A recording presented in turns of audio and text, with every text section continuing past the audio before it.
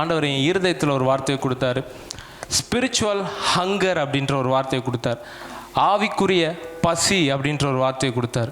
இந்த ஆவிக்குரிய பசி ஒரு மனுஷன்கிட்ட இருக்கும் பொழுது அவன் தேவனிடத்திலிருந்து இயற்கைக்கு அப்பாற்பட்ட காரியங்களை பெற்றுக்கொள்ளுகிற ஒரு நபராக இருப்பான். அந்த ஒரு நபராக இன்னைக்கு ஆண்டவர் உங்களை மாற்ற போகிறாரு. ஒரு ஆமீன் சொல்லுங்க.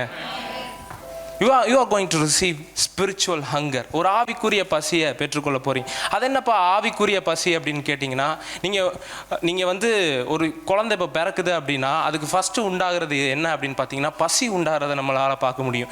ஏன் அதுக்கு பசி உண்டாக ஆரம்பிக்குது அப்படின்னா அது அந்த லெவல்லையோ அந்த சைஸ்லேயோ இருக்கணுன்றதுக்காக கிடையாது, அது வளரணும் அப்படின்றதுக்காக அதுக்கு பசி உண்டாகுது. அதே மாதிரி தான் இந்த ஆவிக்குரிய பசியும் உண்டாகுது ஒரு மனுஷனுக்கு. எப்போ ஒரு மனுஷன் மேலே இந்த ஆவிக்குரிய பசி வருதோ அவன் அதே லெவலில் இருக்க மாட்டான். அவன் வர வர வளர்ந்துக்கிட்டே போகிறத பார்க்க முடியும். அவனுடைய சைஸ் அதே லெவலில் இருக்காது, அவனுடைய க்ரோத் அதே லெவலில் இருக்காது, வேற லெவலில் மாறிக்கிட்டு இருக்கும். அதுக்கு காரணம் என்ன அப்படின்னு பார்த்தீங்கன்னா இந்த ஆவிக்குரிய பசி. பொதுவாகவே இங்கே பார்த்தீங்கன்னா ஒரு மனுஷனுக்கு பசி இல்லைன்னு வச்சுக்கோங்க, அதுக்கு காரணம் என்னவா இருக்கும் அப்படின்னா அவனுக்கு வியாதி இருக்குது அப்படின்னு சொல்லலாம். ஃபஸ்ட்டு வியாதி வந்துச்சுன்னா என்ன தெரியுமா ஆகும்? அவனுக்கு பசி கட் ஆகும். ஏன்னு தெரில, எனக்கு சாப்பிடணும்னு தோணலை, சாப்பிட்ற மனசே வரலை அப்படின்னு சொல்கிறத நீங்கள் பார்க்க முடியும். ஏன் அப்படின்னா they are sick அப்படின்னு அர்த்தம். அவங்களுக்கு ஏதோ ஒரு விதத்தில் வியாதி இருக்குது அப்படின்னு அர்த்தம். வியாதினால் அவங்களால சாப்பிட முடியாமல் போகுது. அதே மாதிரி தான் ஒரு மனுஷனுக்குள்ள ஆவிக்குரிய பசி இல்லை அப்படின்னா he is spiritually sick அப்படின்னு அர்த்தம். ஆவிக்குரிய ரீதியில் அவன் ஏதோ ஒரு வியாதிப்பட்டவனாக இருக்கிறான் அப்படின்னு அர்த்தம். நான் சொல்கிறேன், இன்னைக்கு உங்களுக்கு எந்த ஒரு ஆவிக்குரிய பசியும் இல்லை அப்படின்னாலும் ஆண்டவர் இன்னைக்கு நிறைய பேர் மேலே இந்த ஆவிக்குரிய பசியை தரப்போகிறாரு. நீங்கள் தேவனிடத்திலிருந்து ஏதோ ஒன்றை பெற்றுக்கொண்டு திரும்ப போகிறீங்க. நீங்கள் இப்போ இருக்கிற க்ரோத்தில் கிடையாது, இந்த 2025 முடிக்கிறதுக்குள்ள ஒரு வேற க்ரோத்தில் ஆண்டவர் உங்கள் மேலே வச்சிருக்கிறத நீங்கள் பார்க்க போகிறீங்க. அதற்கு ஏற்ற ஒரு ஆவிக்குரிய பசியை தர போறார். ஆண்டவர் எப்பவுமே தாகம் இருக்கிற ஒரு மனுஷனை தேடுறாரு, பசி இருக்கிற ஒரு மனுஷனை தேடுறாரு. ஏன்னா அவனிடத்துல தான் தம்முடைய வல்லமையை வெளிப்படுத்துறதுக்கு பார்த்துக்கிட்டு இருக்கிறார். உத்தம இருதயத்தோடு தம்மை தேடுகிறவர்களுக்கு தம்முடைய வல்லமையை விளங்க பண்ணும்படி கர்த்தருடைய கண்கள் பூமி என்றும் எங்கும் உலாவி கொண்டு இருக்கிறது அப்படின்னு இருக்கு. ஆண்டவர் பார்க்குறாரு, யாருக்கிட்ட என்னுடைய வல்லமையை காமிக்கலாம் அப்படின்னு பார்க்குறாரு, எந்த மனுஷனை கொண்டு என்னுடைய வல்லமையை வெளிப்படுத்தலாம் அப்படின்னு பார்க்குறாரு. ஆனால் எந்த ஒரு மனுஷனுக்கும் இந்த ஆவிக்குரிய பசி இல்லாதனால அந்த மனுஷன் வழியாக வெளிப்படுறது கிடையாது. பாருங்க, ஒவ்வொரு ஜெனரேஷன்லையும் ஆண்டவர் ஒரு தேவ மனிதர்களை எழுப்பும் போது நீங்கள் பார்த்தீங்கன்னா அவங்க சாதாரண ஆளாக இருந்திருப்பாங்க, ஆனால் அவங்களுக்குள்ள பார்த்தீங்கன்னா ஏதோ ஒரு திருப்தி ஆகாத ஒரு நிலை இருக்கிறத நீங்கள் பார்க்க முடியும். அவங்களுக்குள்ள ஒரு சாட்டிஸ்ஃபேக்ஷன் இருக்காது. நீங்கள் போய்கிட்டு இருக்கிறீங்க, பிரதர் என்னுடைய வாழ்க்கையில் ஒரு திருப்தியே இல்லை பிரதர் அப்படின்னு நீங்கள் நினச்சிக்கிட்டு இருக்கிறீங்களா? உங்களுக்குள்ள ஏதோ ஒரு இடத்துல சின்னதாக ஆவிக்குரிய பசி ஒட்டிக்கிட்டு இருக்கு அப்படின்னு அர்த்தம். அந்த ஆவிக்குரிய பசி இன்னைக்கு அதிகமாகிறத நீங்கள் பார்ப்பீங்க. இன்னைக்கு நான் உங்களுக்கு ஒரு 2 விஷயத்த சொல்லலாம் அப்படின்ட்டு இருக்கிறேன். உங்களுக்குள்ள இருக்கிற ஆவிக்குரிய பசி எப்படி அதிகரிக்கிறதுன்றதையும் பார்க்க போகிறோம். உங்களுக்குள்ள ஏன் இப்போ ஆவிக்குரிய பசி இல்லை அப்படின்றதையும் பார்க்க போகிறோம். ஃபர்ஸ்ட் உங்களுடைய ஆவிக்குரிய பசியை தடுக்கிற 2 விஷயத்த நம்ம பார்க்கலாம். நம்ம ஒரு வசனத்தை வாசிக்கலாம். சங்கீதம் 63 1வது வசனம் 2வது வசனம். தேவனே, நீர் என்னுடைய தேவன், அதிகாலமே உம்மை தேடுகிறேன். வறண்டதும் விடாயதுமாய் தண்ணீரற்றதுமாய் நிலத்திலே என் ஆத்துமா உன்மேல் தாகமாயிருக்கிறது, என் மாம்சமானது உம்மை வாஞ்சிக்கிறது. இப்படியே பரிசுத்த ஸ்தலத்தில் உம்மை பார்க்க ஆசையாயிருந்து உமது வல்லமையையும் உமது மகிமையையும் கண்டேன். தாவீது இங்கே ஒன்று சொல்கிறத நம்ம கவனிக்க முடியுது. தாவீதுக்குள்ள ஒரு பசி இருக்குதான், ஒரு தாகம் இருக்குதான். அந்த தாகம் ஆண்டவரை தேடிக்கிட்டே இருக்குது. தேட தேட தேட தேட அந்த தாகம் ஒரு இடத்துல திருப்தி ஆகிறத பார்க்க முடியுது. இப்படியே பரிசுத்த ஸ்தலத்தில் உம்மை பார்க்க ஆசையாக இருந்து உமது வல்லமையையும் உமது மகிமையும் காண்பேன் இல்லை, கண்டேன். That means hunger brought him there.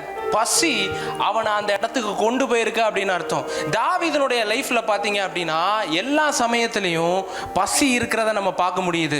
அவன் பெலிஸ்தர்கள் இடத்துல போகும்போது, சவுலால துரத்தப்படும் பொழுது, எல்லா சமயத்திலையும் அவனுடைய சங்கீதங்களை எடுத்து நீங்க வாசிச்சு பார்த்தீங்க அப்படின்னா, நான் கர்த்தருடைய கூடாரத்துக்கு முன்னாடி என்னால் போக முடியாமல் போயிடுச்சே, நான் இங்கே தனியாக இருக்கிறேனே, நான் எப்போ ஆண்டவரை தேடுவேன், எப்போ நான் எல்லாரோட சேர்ந்து அவரை வர்ஷிப் பண்ணுவேன் அப்படின்ற ஒரு மென்டாலிட்டி தாவீதுக்கு இருக்கிறத பார்க்க முடியுது. தாவீதோடைய மனநிலையில் ஆண்டவர் என்ன அடுத்து எப்போ ராஜாவாக்குவார்னு யோசிக்கல, ஆண்டவருடைய சமூகத்தில் நான் எப்போ காத்திருப்பேன்னு ஒரு தாகத்தோட இருக்கிறத பார்க்க முடியுது.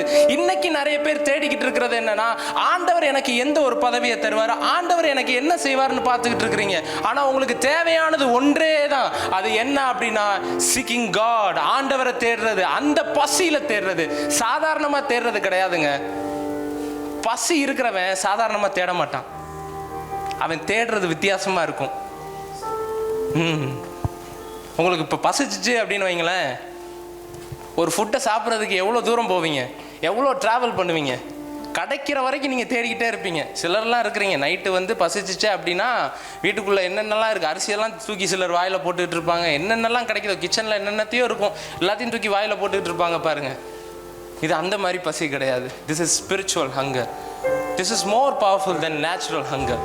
சாதாரண பசியை விட ஆவிக்குரிய பசிக்கு வல்லமை அதிகமாக இருக்குது. இன்னைக்கு இந்த ஆவிக்குரிய வல்லமை, ஆவிக்குரிய இந்த பசி ஏன் நிறைய பேர்ட்ட இல்லை அப்படின்னு பார்த்தீங்கன்னா, ரெண்டு விதமான வியாதியை பற்றி இன்றைக்கி நம்ம டீல் பண்ண போகிறோம். இந்த 2 விதமான வியாதி என்ன பண்ணோம் அப்படின்னா, ஒரு மனுஷனுக்குள்ளே இருக்கிற ஆவிக்குரிய பசியை குறைச்சிக்கிட்டே வரும், அதை டிம்மாக்கிக்கிட்டே வரும். அது என்னென்ன அப்படின்றத பார்க்க போகிறோம். ஃபஸ்ட்டு என்ன அப்படின்னு பார்த்தீங்கன்னா, அஃபென்ஸ், காயப்படுற ஒரு மனுஷங்கிட்ட ஆவிக்குரிய பசி குறைஞ்சிக்கிட்டே வரும். அவன் ஆண்டவர்கிட்ட ஒரு சமயத்தில் நிறைய விஷயத்தை எதிர்பார்த்துக்கிட்டே இருந்திருப்பான். ஆனால் ஒரு கட்டத்தில் பார்த்தீங்க அப்படின்னா அவனுக்கு எதுவுமே நடக்கலை, எதுவுமே கிடைக்கல அப்படின்ட்டோன்னே அவனுக்கு ஃபஸ்ட்டு இருந்த பசி அதுக்கப்புறம் இருக்காது. அவனுடைய பசியினுடைய லெவல் குறைஞ்சிக்கிட்டே வரும். குறையிறதுனால அவனுக்கு அற்புதம் நடக்குமா அப்படின்னு கேட்டிங்கன்னா நடக்கிறது கிடையாது. அவன் அந்த காயப்பட்ட ஒரு நிலையிலே மாட்டிக்கிறான். ஆனால் ஆண்டவர் என்ன எதிர்பார்க்குறாருன்னா, அவனை அந்த காயப்பட்ட நிலையில் வைக்கணும்னு எதிர்பார்க்கல, அந்த அஃபென்ஸ்லேருந்து அவனை வெளியே கொண்டு வரணும்னு நினைக்கிறாரு. இன்னைக்கு நிறைய பேர் ஆண்டவரிடத்துலேருந்து ஏதோ ஒன்றை கேட்டு எதிர்பார்த்து நான் அதை பெற்றுக்கொள்ளாமல் இந்த ஒரு சுழலுக்குள்ளே மாட்டிக்கிட்டேன் அப்படின்னு நினச்சிக்கிட்டு இருக்கிறீங்கன்னா, இன்னைக்கு ஆண்டவர் உங்க மேல மறுபடியும் அந்த ஆவிக்குரிய பசியை தருவார் அப்படின்னு நான் சொல்றேன். ஒரு ஆமேன் சொல்லுங்க. ஆமேன். ஏன் காயப்படுறது உங்களுக்குள்ள இருக்கிற ஆவிக்குரிய பசியை குறைக்குது, ஏன் அற்புதத்தை பெறவிடாம ஆக்குது அப்படின்றத நம்ம வாசிக்கலாம். மத்தேயு 13வது அதிகாரம் 57வது வசனம் போடுங்க. அவரை குறித்து இடறல் அடைந்தார்கள். அது ஆங்கிலத்தில் எப்படி இருக்கு பாருங்க. They were offended in him. அவர் மேலே அஃபெண்ட் ஆனதுனால என்ன பண்ண முடியலையா, அவரிடத்துல இருந்து அற்புதத்தை பெற முடியலையா. ஹே, இந்த இயேசுவை எனக்கு தெரியும். Who is this Jesus? நமக்கு நடுவில் இருந்தவர் தானே. இயேசுகிட்ட இருந்து சுற்றி இருந்த பரிசேயர்களாலையும் சதிசேயர்களாலையும் ஒன்றையும் பெற்றுக்கொள்ள முடியலை. ஏன் அப்படின்னா அவர் குறித்து இவங்களுக்கு ஒரு அஃபென்ஸ் இருந்துச்சு. அஃபென்ஸ் இருந்தால் இயேசுவே அந்த இடத்துல வந்து நின்றாலும் அற்புதம் நடக்காதுங்க. நீங்கள் யோசிச்சு பாருங்கள், வானத்தையும் பூமியும் படைச்ச ஆண்டவர் அவங்களுக்கு நடுவில் இருக்கிறாரு, ஆனால் அவங்களால ஒரு அற்புதத்தை பெற்றுக்கொள்ள முடியல. இயேசு வேணும்னு பைபிள் அஃபெண்ட் ஆக்கி இருக்கிறத நம்ம பார்க்க முடியுது. ஒரு கானானிய ஸ்திரீ வந்து தன்னுடைய பிள்ளைக்கு ஒரு சுகம் வேணும் அப்படின்னு கேட்குறா. அப்போ இயேசு என்ன தெரியுமா பண்ணுறாரு? அஃபெண்ட் ஆக்குறார். நம்ம வாசிக்கலாமா? மத்தேயு 15வது அதிகாரம் 23வது வசனம், முந்தின வசனத்திலிருந்து வாசிங்க. அப்பொழுது அந்த திசைகளில் குடியிருக்கிற கானானிய ஸ்திரீ ஒருத்தி அவரிடத்தில் வந்து, ஆண்டவரே, தாவீதின் குமாரனே, எனக்கு இரங்கும், என் மகள் பிசாசினால் கொடிய வேதனைப்படுகிறாள் என்று சொல்லி கூப்பிட்டாள். அவளுக்கு பிரதியுத்தரமாக அவர் ஒரு வார்த்தையும் சொல்லவில்லை. அப்பொழுது அவருடைய சீஷர்கள் வந்து, இவள் நம்மை பின்தொடர்ந்து கூப்பிடுகிறாளே, இவளை அனுப்பிவிடும் என்று அவரை வேண்டிக் கொண்டார்கள். இங்க பாருங்க, ஒரு கானானிய ஸ்திரீ வந்து இயேசு கிட்ட அற்புதம் வேணும் அப்படின்றதுக்காக நிற்கிறா, தன்னுடைய பிள்ளை சுகமாகணும் அப்படின்னு சொல்லிட்டு. ஆனால் இயேசு இங்கே என்ன பண்ணலையா, அவளுக்கு ஒரு பிரதி உத்தரமும் கொடுக்கலையா. யோசிச்சு பாருங்க, அவளுடைய மனநிலை என்னவா இருந்திருக்கும். எல்லாருக்கும் அற்புதம் செய்கிற ஆண்டவர், நான் அவர் இடத்துல போனால் மட்டும் என்ன புறக்கணிக்கிறாருன்ற ஒரு மனநிலை உண்டாயிருக்கணும். இவ இத்தனைக்கும் கானானிய ஸ்திரீ. இயேசு இங்கே அவளை புறக்கணிக்கிறதுக்கான காரணம் என்னன்னா, அவர் முன்பாக யூதர்களுக்கு நடுவில் ஊழியம் செய்கிறதற்காக தான் அனுப்பப்பட்டார். புறஜாதியார்கள் இடத்துல ஊழியம் செய்வதற்காக அல்ல. யூதர்கள் அற்புதத்தை பெற்றுக்கொள்ளணுன்றதுக்காக தான் அனுப்பப்பட்டார். பிஃபோர் ரெசரக்ஷன் புறஜாதியார்கள் இடத்துல கிடையாது. ஆனால் இந்த கானானிய ஸ்திரீ என்ன பண்ணுறா அப்படின்னா, இதை எல்லாத்தையும் அறிந்து அந்த யூத மனுஷனான இயேசுக்கிட்ட அற்புதம் வேணும் அப்படின்ற எதிர்பார்க்குறா. எல்லாரையும் சுகமாக்குறாரு, எந்தெந்த வியாதி வந்தாலும் எல்லாத்தையும் சுகமாக்குறத பார்க்க முடியுது. ஆனால் இந்த கானானிய ஸ்திரீ எதிர்பார்க்குற அந்த சுகம் மட்டும் அவங்களுக்கு கிடைக்க மாட்டேங்குது. அவ்வளோ ரெக்வஸ்ட் பண்ணிட்டு அவர் ஒரு வார்த்தையும் சொல்லவில்லைன்னு இருக்கு. அவர் பிரதியுத்தரமாக ஒரு வார்த்தையும் சொல்லலை. சீஷர்களே பார்க்குறாங்க, ஐயா பின்னாடியே வந்துக்கிட்டு இருக்காயா, அவளுக்கு ஏதாச்சும் ஒன்று செய்யுங்க, அவளுக்கு ஒரு அற்புதத்தை சொல்லுங்க, நீங்கள் ஒரு வார்த்தை சொன்னால் போதும், அங்கே ஒரு பெரிய அற்புதம் நடக்குமே. இந்த இடத்துல நீங்கள் இருந்தால் என்ன தெரியுமா பண்ணியிருப்பீங்க? இயேசுவோடைய கூட்டத்துக்கு நான் போனேன், இயேசு என்ன கண்டுக்கவே இல்லை, அவருக்கு எவ்வளோ திமிரு இருக்குன்னு தெரியுமா? சிலர்லாம் இருப்பாங்க பாருங்க, நான் பாஸ்டருக்கு ஒரு ஃபோன் அடித்தேன், பாஸ்டர் எடுக்கவே இல்லை, திமிரு பிடிச்ச பாஸ்டர் அப்படின்றாங்க. ஏடா உன் ஃபோனை எடுக்கலைன்னா அவர் திமிரு பிடிச்ச பாஸ்டராடா? நான் போனேன், பாஸ்டர் என்னை பார்த்துட்டு பார்க்காத மாதிரி இப்படி போயிட்டாரு அப்படின்ட்டுருவாங்க. அப்படின்னு திமிரு பிடிச்ச பாஸ்டர்ன்றாங்க. இந்த கானானிய ஸ்திரீ அப்படி சொல்லலை பாருங்க. நான் போனேன், அவர் இடத்துல போனேன், அவர் என்ன கண்டுக்கல, என்ன ரிஜெக்ட் பண்ணிட்டாரு, அதனால இனி அவர் இடத்துல நான் போக போகிறது கிடையாது. அஃபண்ட் ஆகிறவங்க என்ன பண்ணுவாங்க அப்படின்னா, இனி அவர் இடத்துல போகக்கூடாதுன்னு இந்த ஃபஸ்ட்டு ஸ்டெப்பில் நிப்பாட்டிடுவாங்க பாருங்க. நிறைய பேர் அப்படி தான் இருப்பாங்க பாருங்க. நான் போனேன் பிரதர், இந்த கூட்டத்துக்கு போனேன், அங்கே போனேன், இங்கே போனேன், எல்லாருக்கும் ஆண்டவர் அற்புதம் செஞ்சார், எனக்கு மட்டும் ஆண்டவர் அற்புதம் செய்யலை அப்படின்னு சொல்லிட்டு என்ன பண்ணிடுவாங்கன்னா ஒரு இடத்துல ஸ்டக்காகி நின்றுவாங்க. ரிசீவ் பண்ணுறதுக்கு ரெடியாக இருக்க மாட்டாங்க. அவங்க அஃபென்ஸ்குள்ளே போய் விழுந்துருவாங்க. ஆனால் இந்த ஸ்திரீ என்ன பண்ணுறான்னா அதோட நிற்கலை. அவளுக்குள்ள ஒரு ஆவிக்குரிய பசி இருக்குது. என்ன பசி தெரியுமா? இவரிடத்துல இருந்து நான் பெற்றுக்கொள்கிற வரைக்கும் நான் போக மாட்டேன்னு இருக்கிறான்.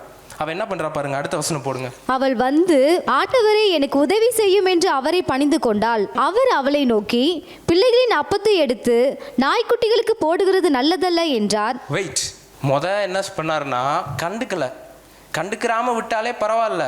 ஃபஸ்ட்டு ஸ்டெப்பே ரொம்ப மோசமாக தான் இருக்குது. ஆனால் ரெண்டாவது அதை விட மோசமாக இருக்குது. நாயின்ட்டாரு. அற்புதத்தை தேடி வந்த இந்த கானானிய ஸ்திரியை பார்த்து இயேசு நாயின்னு சொல்லிட்டாரு.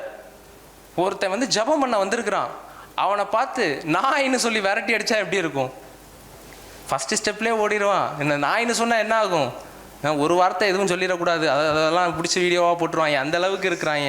இயேசு நல்ல வேலை வந்துட்டு, இயேசு வந்து அந்த காலத்தில் கேமரா எதுவும் இல்லை பாருங்க, நம்ம ஆளுங்க உட்காந்து ரெக்கார்ட் பண்ணியிருப்பாங்க.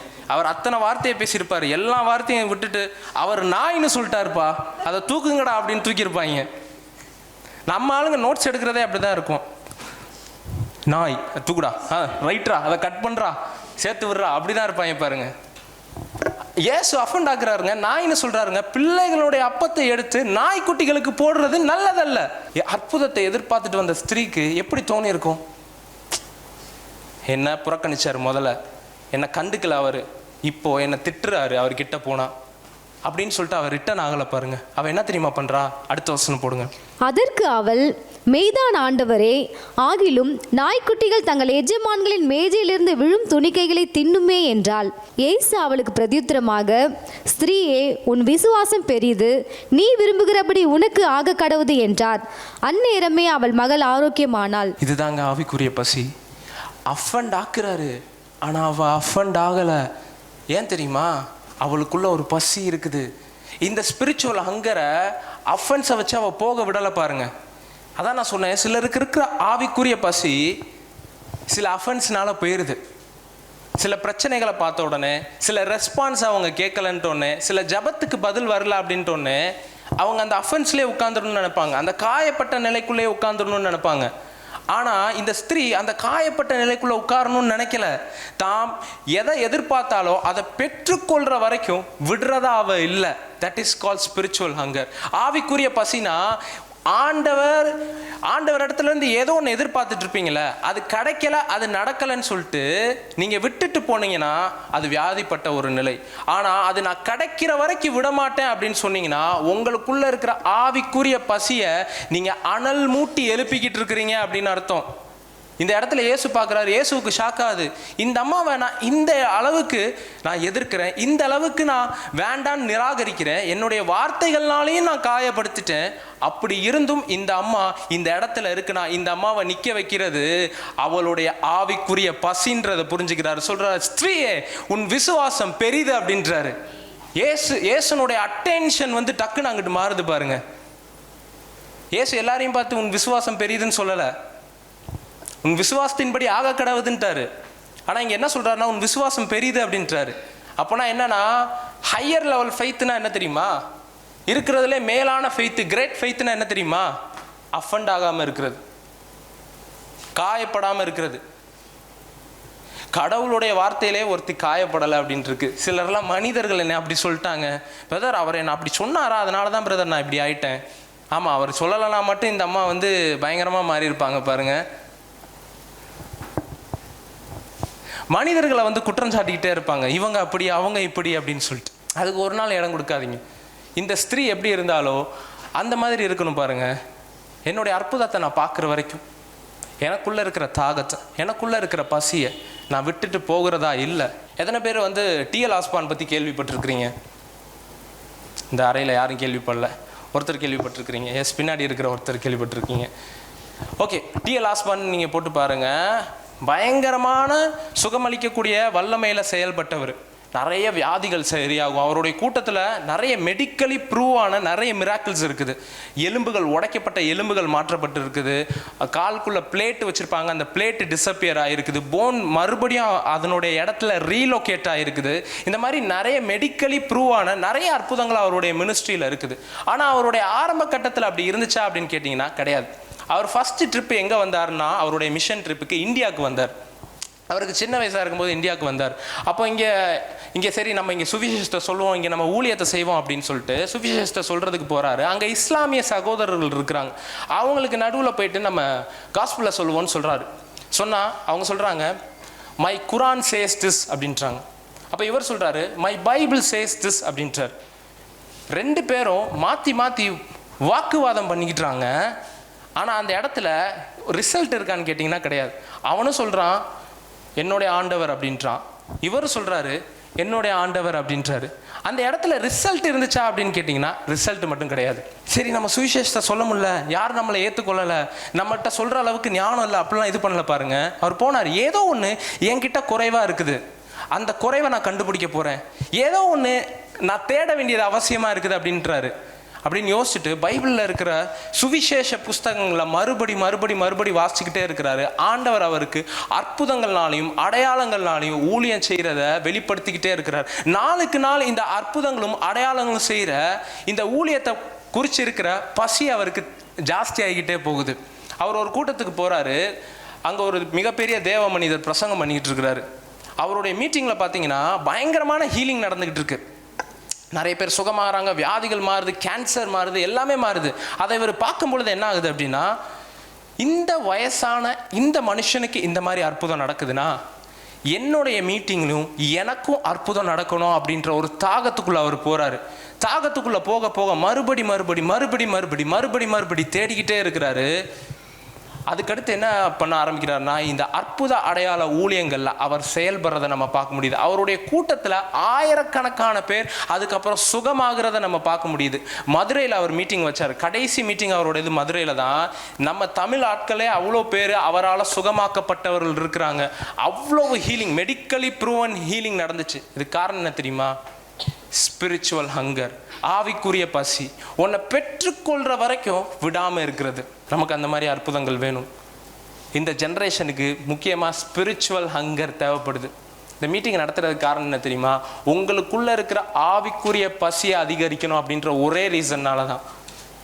இந்த பசி ஒரு மனுஷனுக்குள்ளே இன்க்ரீஸ் ஆச்சு அப்படின்னா நான் சொல்கிறேன், அவனை ஆண்டவர் தலைமுறைகள் தாண்டி பயன்படுத்துவார். ஆமேன் சொல்லுங்க சத்தமாக ஒரு ஆமேன். சரி, ரெண்டாவது ஆவிக்குரிய பசியை தடுக்கிறது என்ன அப்படின்னு பார்த்தீங்கன்னா மதம், ரிலீஜியன். மதத்தினுடைய மென்டாலிட்டியில் ஒருத்தர் இருந்தான் அப்படின்னா அது அவனுடைய ஆவிக்குரிய பசியை குறைச்சிடும். அதுவும் ஒரு சிக்னஸ் தான் பாருங்கள், அதுவும் ஒரு வியாதி தான்.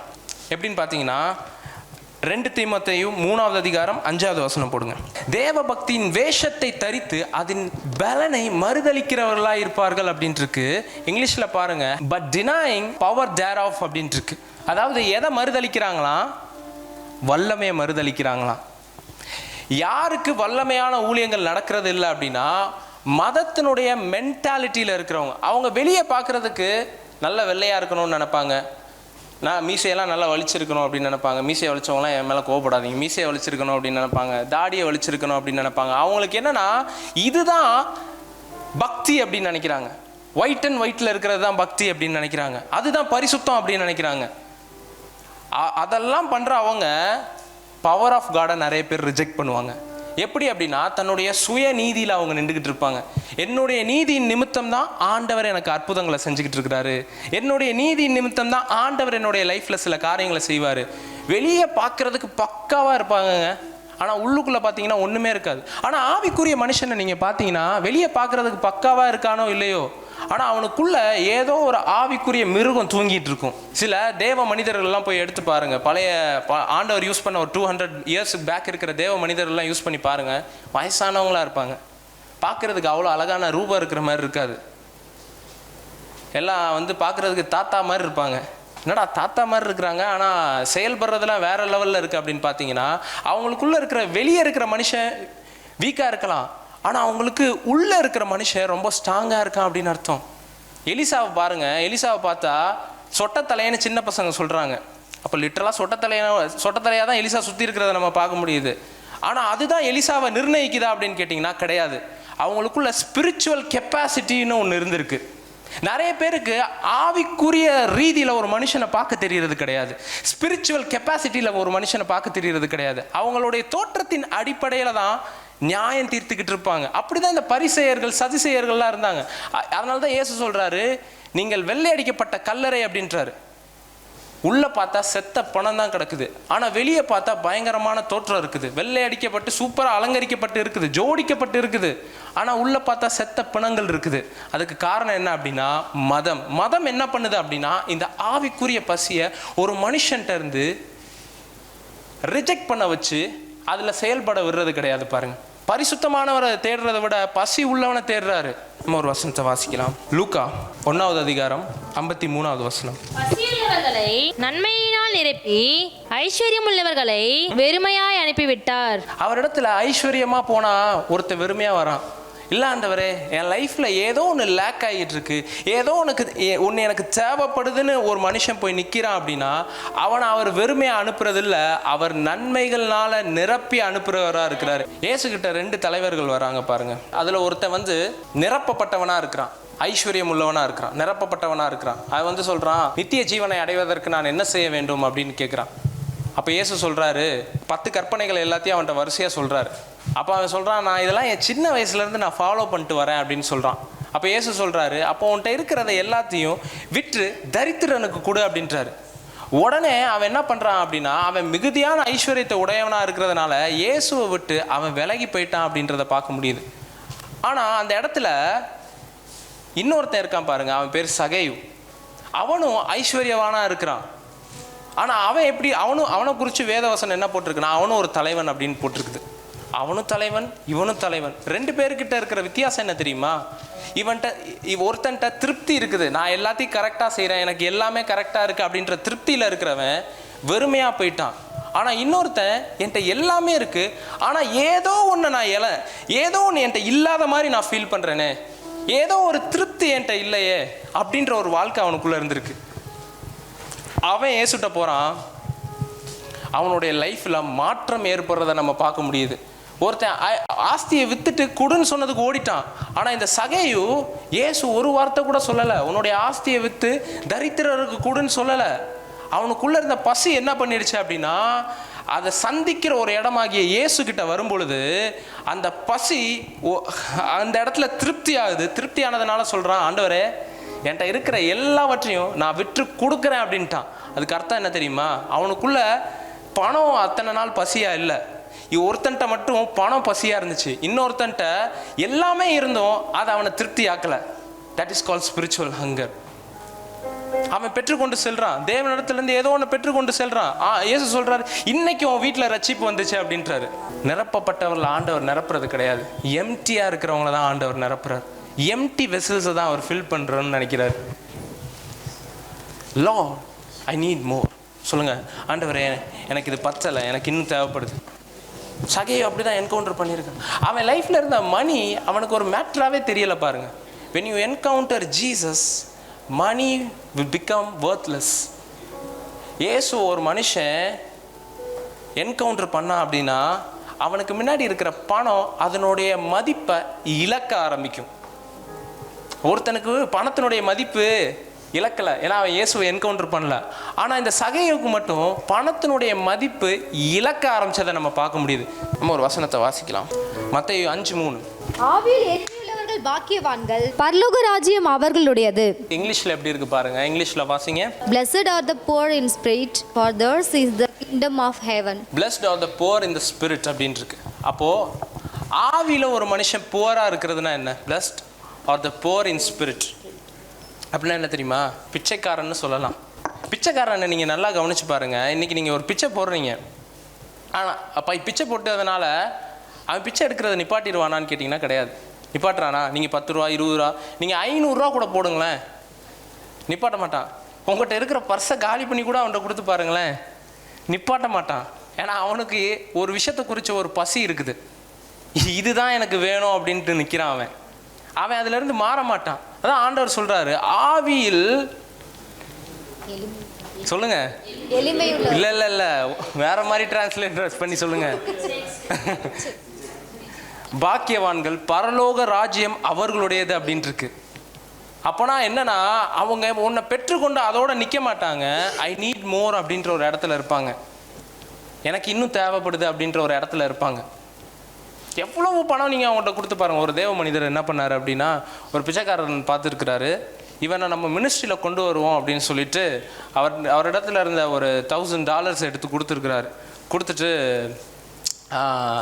நீ என்னோட மினிஸ்ட்ரியில் வந்து ஜாயின் பண்ணிக்கோ அப்படின்னு சொல்லியிருக்கிறார். அவனா சரி நான் வந்து ஜாயின் பண்ணிக்கிறேன்.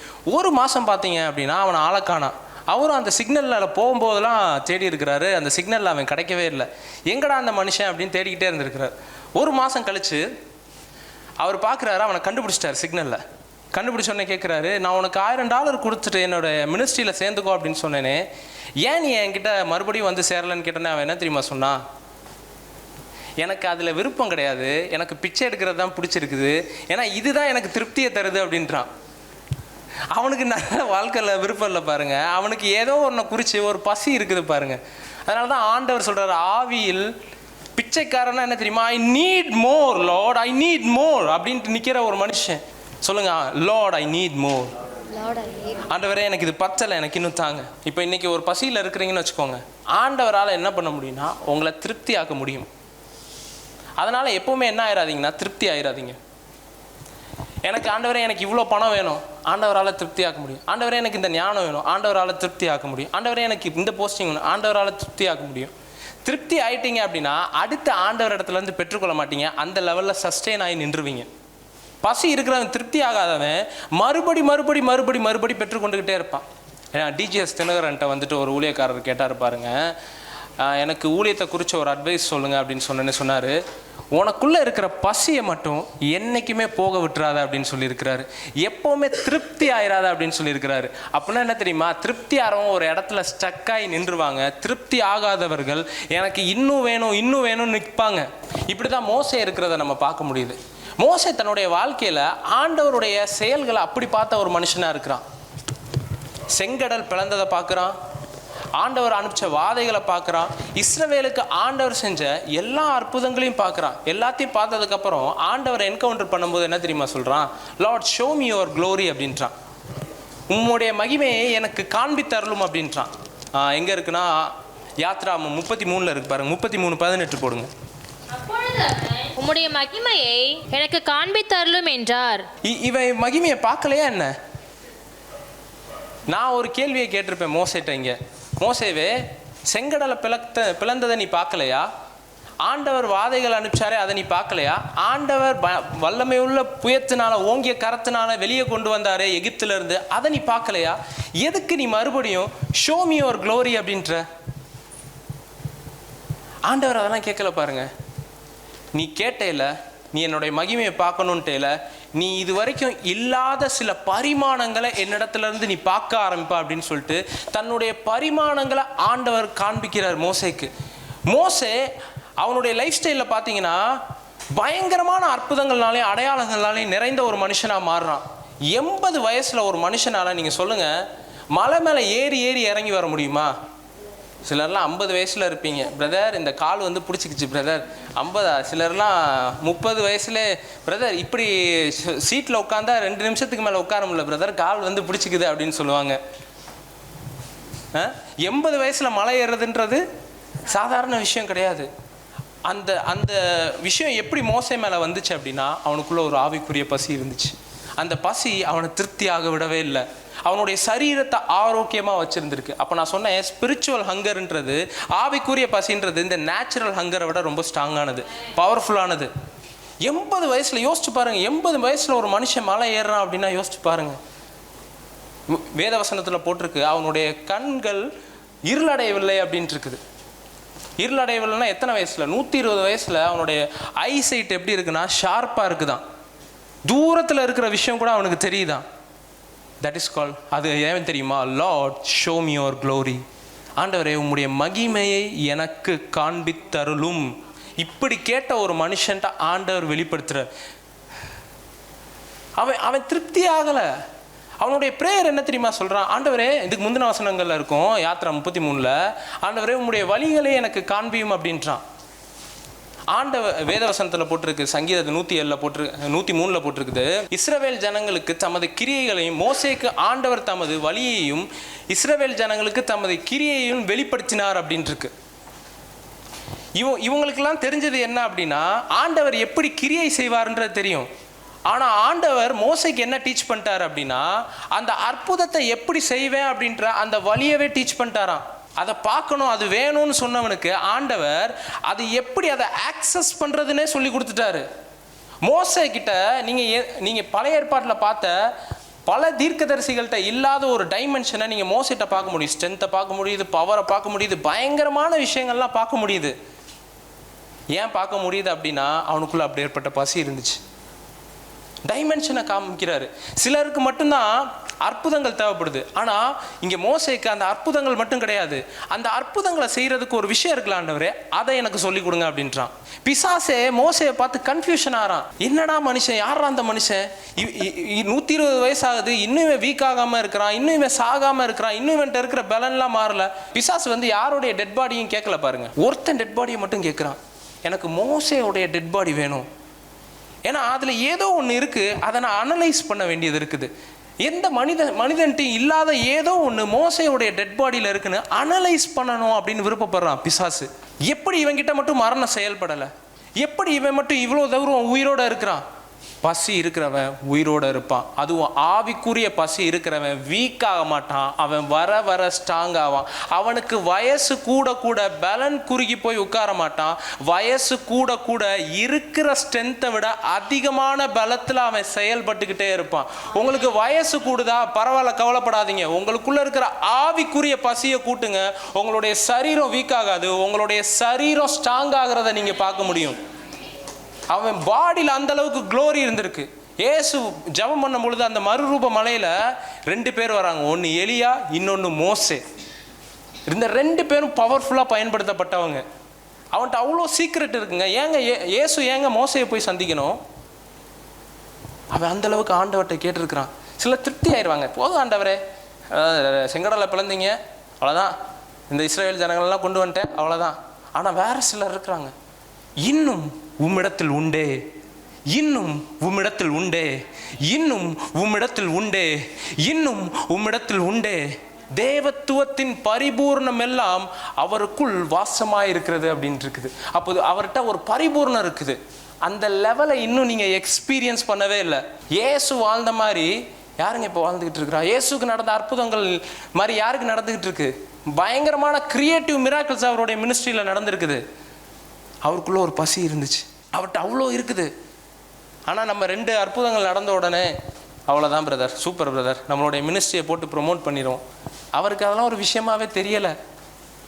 ஏன்னா அவர்கிட்ட ஒரு கம்ப்ளீட்னஸ் இருந்துச்சு, ஒரு ஃபுல்னஸ் இருந்துச்சு. அந்த ஃபுல்னஸ்லேருந்து அவர் ஆப்ரேட் பண்ணார். இன்னைக்கு உங்கள் மேலே அப்பேற்பட்ட பசி உண்டாகுது. எப்படி மோசேக்கு ஒரு க்ளோரியை பார்க்கணும் அப்படின்ற ஒரு பசி உண்டாச்சோ, அந்த பசி உங்கள் மேலே உண்டாகிட்டு இருக்கு. ஆண்டவரே சிலருக்கு ஆவிக்குரிய பசியை தராரு. அது நீங்களா அதிகரிக்கிறது மட்டும் கிடையாது, ஆண்டவரே சிலருக்கு பசியை தருவார், வேணும்னே தருவார். நம்ம ஒரு வசனத்தை வாசிக்கலாம். உபாகமம் 8:3 போடுங்க. இங்கே பாருங்க, அவர் உன்னை சிறுமைப்படுத்தி உன்னை பசியினால் வருத்தி மனுஷன் அப்பத்தினால் மாத்திரமல்ல கர்த்தருடைய வாயிலிருந்து புறப்படுகிற ஒவ்வொரு வார்த்தையினாலும் பிழைப்பான் என்பதை உனக்கு உணர்த்தும்படிக்கு. அப்போ எதுக்கு அவங்கள பசியினால் வருத்தினாராம்? டேய், இந்த பிரெட்டுனால நீ பிழைக்க மாட்டடா.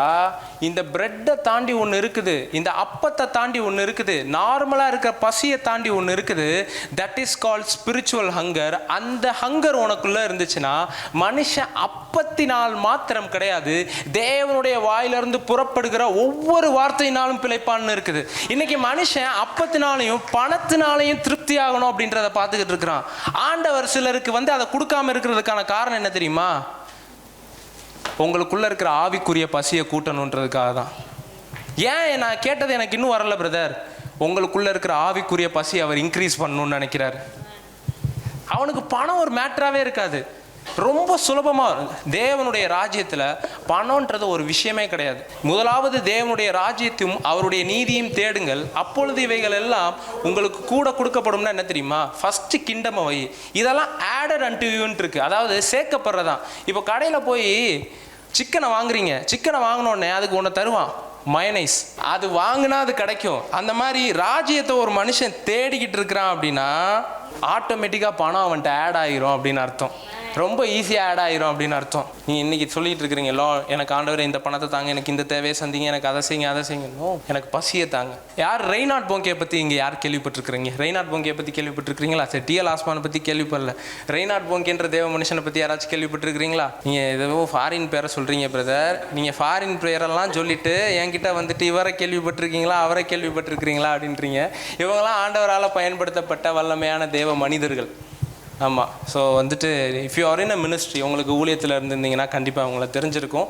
பயங்கரமான மினிஸ்ட்ரி பண்ணியிருக்கிறார் சவுத் ஆஃப்ரிக்காவில். அவருடைய மீட்டிங்ஸ்லாம் போஸ்டெல்லாம் போட்டாங்கன்னா அவருடைய கூட்டத்தில் அவ்வளோ பேர் குவிஞ்சிருப்பாங்க. அவருடைய ஒரு மீட்டிங்கை ஹோல்ட் பண்ணார்னா அந்த இடத்துல லட்சக்கணக்கான பேர் குவிவாங்க.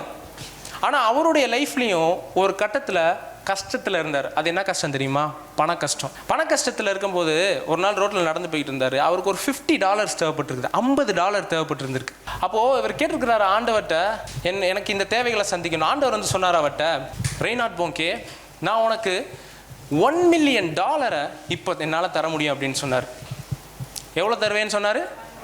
$1 மில்லியன் இப்போ என்னால் உனக்கு தர முடியும்ட்டார். சவுத் ஆஃப்ரிக்காவுக்கு மினிஸ்ட்ரிக்கு போயிருக்கிறாரு. அவருக்கு $50 தேவைப்படுது. ஆண்டவர் சொல்லியிருக்கிறாரு, உனக்கு $50 இல்லைடா, நான் உனக்கு இப்போது $1 மில்லியன் தரேன் அப்படின்ட்டாரு. அப்போ அவர் சொன்னாரா, ஆண்டவரே எனக்கு $1 மில்லியன் வேண்டாம், கிவ் மீ 1 மில்லியன் சோல்ஸ் அப்படின்ட்டாராம். எனக்கு 10 லட்சம் ரூபாய் எனக்கு வேண்டாம், எனக்கு 10 லட்சம் ஆத்துமாக்களை எனக்கு தாங்க அப்படின்ட்டாராம். அப்படி சொன்னோடனே ஆண்டவர் அவருக்கு மறுபடியும் சொன்னாராம், you will plunder the hell and populate the heaven அப்படின்ட்டாராம். நீ நரகத்தை கொள்ளையடிச்சு பரலோகத்தை நிரப்பு அப்படின்ட்டாராம். இதுக்கு ஆமேன்னு சொல்லாமல் எதுக்கு ஆமேன்னு சொல்லுவீங்க? இந்த ஆவிக்குரிய பசி தாங்க உங்களுக்கு தேவைப்படுது. பணம்ன்றது அதுக்கப்புறம் அவருடைய லைஃப்பில் ஒரு மேட்டராகவே இல்லை. இதை தான் நான் சொல்லிக்கிட்டு இருக்கிறேன். இன்றைக்கி ஆண்டவர் உங்கள் முன்னாடி நின்றா என்ன கேட்பீங்க? ரெடியாக ஏற்கனவே லிஸ்ட்டு போட்டு வச்சுருப்பீங்க. எனக்கு இது வேணும் ஆண்டவரே, எனக்கு அது வேணும் ஆண்டவரே. சிலர்லாம் சாலமோனாக இருந்திருந்தீங்கன்னு வச்சுக்கோங்க, அவ்வளோதான். ஆமாம், உங்கள் பேர் கூட பைபிளில் எழுதப்பட்டிருக்காது. நானே அவனுக்கு ஒரு நல்ல வாய்ப்பை கொடுத்த வாய்ப்பையும் கெடுத்துக்கிட்டான் அப்படின்ற மாதிரி இருக்கும் பாருங்க. ஆண்டவர் சாலமோனுக்குள்ளே இருந்த ஹங்கரை பார்த்துருக்கிறாரு. அவர் மாதிரி ஒரு பர்சனாலிட்டி முன்னாடி நிற்கும் போது அவனுக்கு பணம் ஒரு மேட்டராகவே தெரியாது. அவர் மாதிரி ஒரு பர்சனாலிட்டி அந்த அறையில் நிற்கும் பொழுது சின்ன சின்ன விஷயத்தை கேட்கணுன்னே தோணாது. எனக்கு பெரிய விஷயத்த ஒன்று தாங்க. ஒரு தேவ மனிதர் ஒரு தரிசனத்தை பார்த்துருக்கிறாரு பாருங்க. அவருக்கு பணம் அந்த டைம் ரொம்ப தேவைப்பட்டிருக்கு. அப்போ தேவைப்பட்டப்போ ஏசு விஷனில் பார்த்துருக்கிறாரு. பார்த்துட்டு வாட் டு யூ வாண்ட் அப்படின்னு கேட்டிருக்கிறாரு. இவருக்கு தேவையெல்லாம் பணம், மினிஸ்ட்ரிக்கு பணம் தேவைப்படுது. ஆண்டவரே எனக்கு பணம் தேவை அப்படின்ற ஒரு ஹார்ட் தான் அவருக்கு இருந்திருக்கு. ஆனால் அந்த தரிசனத்தில் சொல்லியிருக்கிறாரு, ஆண்டவரே எனக்கு ஜனங்களை நேசிக்கக்கூடிய இருதயத்தை தாங்க அப்படின்ட்டாரான். சொல்லிட்டு அந்த விஷன்லேருந்து இவர் வெளியே சொல்கிறாரு, என்னடா கேட்டு தொலைஞ்ச? டேய், உனக்கு தேவைப்பட்டதே பணம் தான், நீ தேடிக்கிட்டு இருந்ததே இயேசு தான். அவரே உன் முன்னாடி வந்து நிற்கும் பொழுது ஏன்டா அதை கேட்காம போன அப்படின்னு அவர் ரொம்ப வருத்தப்பட்டாராம். ஆனால் அதுக்கப்புறம் தான் அவர் புரிஞ்சுக்கிட்டாராம், எனக்கு தேவையானது பணம் கிடையாது, பசி அப்படின்றத தெரிஞ்சுக்கிட்டாராம். இயேசுனால எப்படி அற்புதத்தை அவ்வளோ செய்ய முடியுது? இயேசு திரளான ஜனங்களை கண்ட பொழுது மனதுருகினார் அப்படின்ட்டு இருக்கு. இயேசுவை ஒரு டெட் பாடி கிராஸ் பண்ணிட்டு சும்மா போக முடியலை. ஏன்னா அது என்ன கிராஸ் பண்ணி போனால் அந்த இடத்துல ஒரு அற்புதம் நடக்கணுன்ற ஒரு பசியோடு அவர் சுற்றிக்கிட்டு இருந்தார்.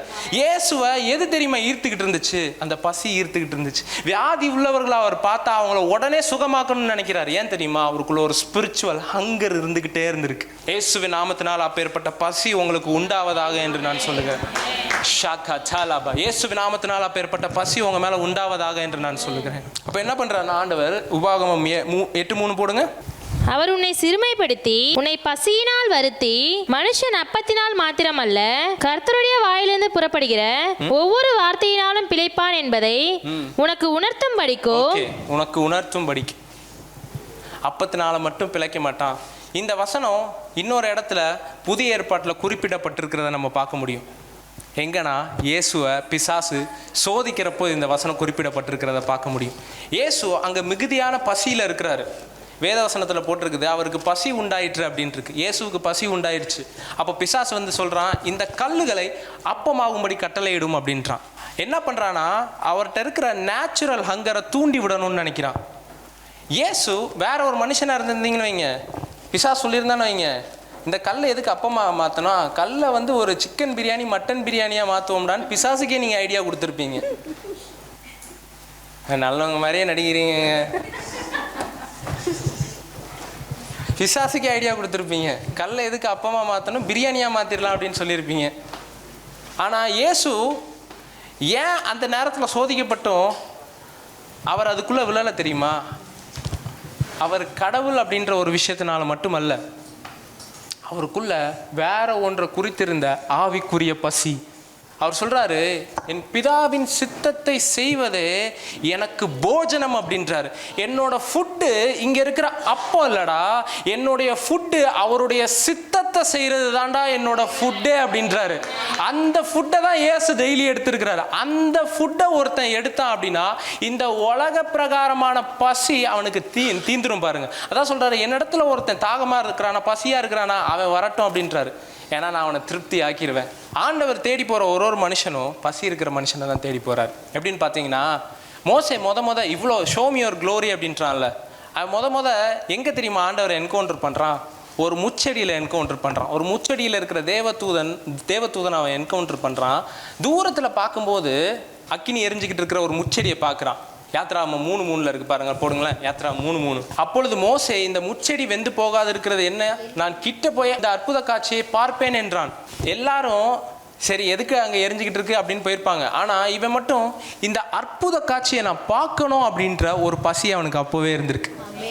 அவன் தேடி இருக்கிறான். இது அங்கே ஏதோ சம்திங் டிஃப்ரெண்ட்டாக இருக்குது, சம்திங் எக்ஸ்ட்ராடினரியாக இருக்குது. அவன் சாட்டிஸ்ஃபைடாக இல்லை, அதனால் போய் தேடி இருக்கிறான். இந்த அற்புத காட்சியை நான் பார்ப்பேன்னு தேடி போன இந்த மோசையை வச்சு ஆண்டவர் அற்புதங்களை செய்கிறவனா மாற்றிட்டாரு. பார், நான் உன்னை பார்வோனுக்கு தேவனாக்கினேர் அப்படின்றாரு. பார்வோனுக்கு அவனை கடவுளாக்கிட்டாரான். இந்த அற்புத காட்சியை நான் பார்ப்பேன்னு ஆசையோட பசியோட பார்த்துக்கிட்டு இருந்தவனை அற்புதங்களை செய்கிறவனா அவர் மாற்றிட்டாரு. இந்த எகிப்தியர்களுக்கு நடுவில் போயிட்டு அவ்வளவு அற்புதங்களும் யாரை கொண்டு செய்கிறார் ஆண்டவர்? இப்போ சம்திங் டிஃப்ரெண்ட், ஏதோ ஒரு பசி உள்ள இருக்கிற ஏதோ ஒரு பசி அவங்களுக்குள்ள எப்பவுமே ஒரு கொஸ்டின் இருந்துகிட்டே இருக்கும், நான் இந்த லெவலில் இருக்கக்கூடாது. இப்படிதான் கிதியோனுக்குள்ள ஒரு கேள்வி இருந்துச்சு பாருங்க. இந்த மீதியானியர்கள்லாம் என்ன பண்ணிடுறாங்க அப்படின்னா, இவங்களுடைய அறுப்பு காலம் வரும்போது, இவங்க விதைக்கும் பொழுது இவங்ககிட்ட இருக்கிற எல்லா அறுவடைகளையும் விதைகளையும் வீணாக்கிடுறாங்க. கிதியோனுக்குள்ள ஒரு கேள்வி இருக்குது, ஆண்டவர் எங்க கூட இருந்தா இப்படிலாம் நடக்குமா? ஆண்டவர் எங்க கூட இருந்தா இதெல்லாம் அவர் அலோவ் பண்ணியிருப்பாரா? இப்படின்ற ஒரு கொஸ்டின் அவனுக்குள்ள இருந்திருக்கு பாருங்க. நம்ம அதை வாசிப்போம், அதை வாசிச்சுட்டு என் பண்ணிடலாம்.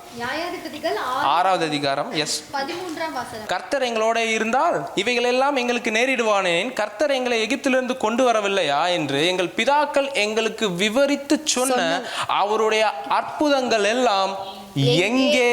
இப்படி ஒரு கேள்வி கிதியோனுக்குள்ள வந்ததுக்கு அப்புறம் தான் ஆண்டவர் கிதியோனை பார்த்து பயன்படுத்துறாரு. ஏன் வேற யாரையாவது யூஸ் பண்ணியிருக்கலாமே, வேற யாரையும் ஆண்டவர் யூஸ் பண்ணியிருக்கலாமே.